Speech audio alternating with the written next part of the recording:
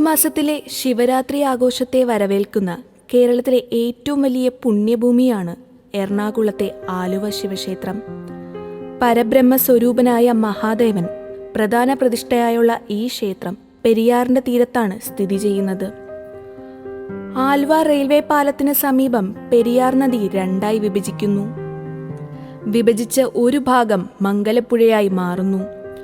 മംഗലപ്പുഴയ്ക്കും പെരിയാർ നദിക്കും ഇടയിലുള്ള മണൽ തീരത്താണ് ആലുവ മഹാദേവ ക്ഷേത്രം സ്ഥിതി ചെയ്യുന്നത്. പ്രകൃതിയുടെ നിയന്ത്രണത്താൽ സ്വാഭാവിക ആറാട്ട് നടക്കുന്ന അപൂർവം ക്ഷേത്രങ്ങളിൽ ഒന്നാണ് ഈ ക്ഷേത്രം. 108 ശിവക്ഷേത്രങ്ങളിൽ ഒന്നായ ആലുവ ക്ഷേത്രം പരശുരാമൻ പ്രതിഷ്ഠ നടത്തിയെന്ന് വിശ്വസിക്കപ്പെടുന്നു.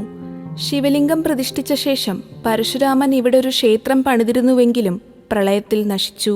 ശിവലിംഗത്തിന്റെ സംരക്ഷണത്തിനായി ഒരു ക്ഷേത്ര നിർമ്മാണം ആവശ്യമില്ലാത്തതിനാൽ ആ സ്ഥലത്തൊരു ക്ഷേത്ര നിർമ്മാണവും നിലനിൽക്കില്ലെന്ന് ശിവൻ പരശുരാമനോട് പറഞ്ഞു. ഈ ക്ഷേത്രവുമായി ബന്ധപ്പെട്ട് നിരവധി ഐതിഹ്യങ്ങളുണ്ട്. മറ്റൊരു ഐതിഹ്യം ഇങ്ങനെയാണ്: ശിവന്റെ ഭൂതഗണങ്ങൾ എല്ലാ രാത്രിയും ശിവലിംഗത്തെ പൂജിച്ചു. അവിടെ ഒരു ക്ഷേത്രം പണിയാൻ അവർ തീരുമാനിച്ചു. എന്നാൽ ഒറ്റ രാത്രി കൊണ്ട് ക്ഷേത്രം പൂർത്തിയാക്കണമെന്ന് ശിവൻ അവരോട് പറഞ്ഞു. ഭൂതഗണങ്ങൾ സമ്മതിക്കുകയും നിർമ്മാണം ആരംഭിക്കുകയും ചെയ്തു. അടിത്തറ പാകിയപ്പോൾ ഭൂതഗണങ്ങളെ തെറ്റിദ്ധരിപ്പിക്കുവാൻ വേണ്ടി കോഴിയുടെ വേഷം കെട്ടിക്കൊണ്ട് ഭഗവാൻ വിഷ്ണു അവിടെ വന്നു. നേരം പുലരുമെന്ന് ഭയന്ന ഭൂതഗണങ്ങൾ പണി പൂർത്തിയാക്കാതെ ഉപേക്ഷിച്ചു. ഇവിടെ ഐതിഹ്യം പറയണത് എന്താണെന്ന് വെച്ചാൽ വില്ലുവങ്കലത്ത് സ്വാമിയാണ് ഈ കൃഷ്ണനെ അന്വേഷിച്ച് പോവുക കഥയുണ്ട്.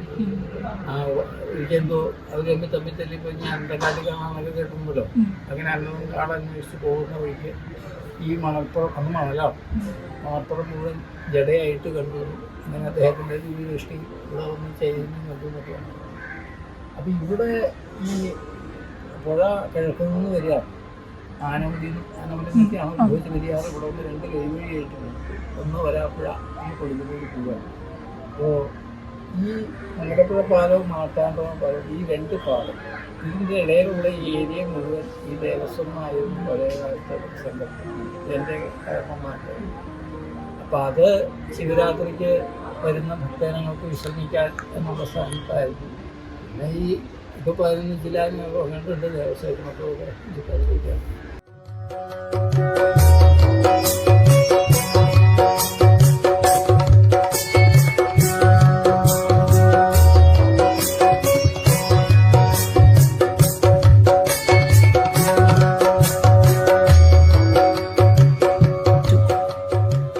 വർഷത്തിൽ 3 മാസം മാത്രമേ ഇവിടെ ദിവസപൂജയുള്ളൂ. ബാക്കി 9 മാസവും 2 നേരം നിവേദ്യം മാത്രമാണ് ഉള്ളത്.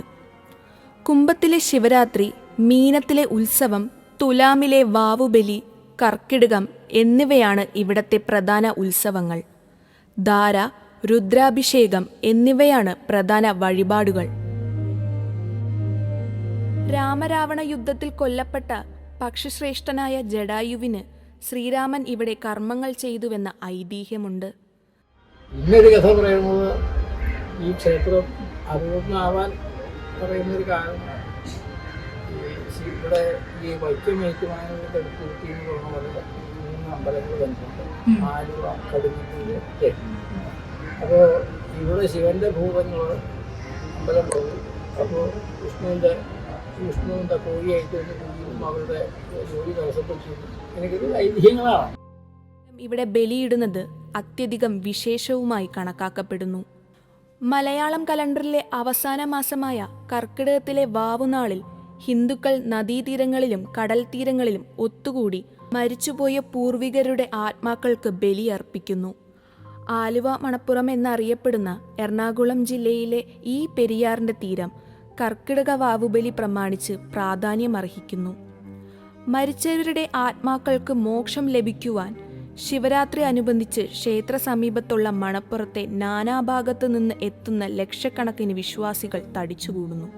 പിതൃക്കളുടെ ഓർമ്മകളും പ്രാർത്ഥനകളുമായി ബലിച്ചോറുരുട്ടി ഋതുക്കൾക്ക് സമർപ്പിച്ച് മന്ത്രം ഉരുവിടുന്ന മനുഷ്യർ. ക്ഷേത്രത്തിന് പുറത്ത് ദൈവങ്ങളുടെ പ്രതിഷ്ഠയുണ്ട് എന്നതാണ് ഈ ശിവക്ഷേത്രത്തിന്റെ ഏറ്റവും വലിയ പ്രത്യേകത. ആയതിനാലാണ് ആലുവ മണപ്പുറം ഇത്ര പവിത്രമായി കരുതപ്പെടുന്നത്.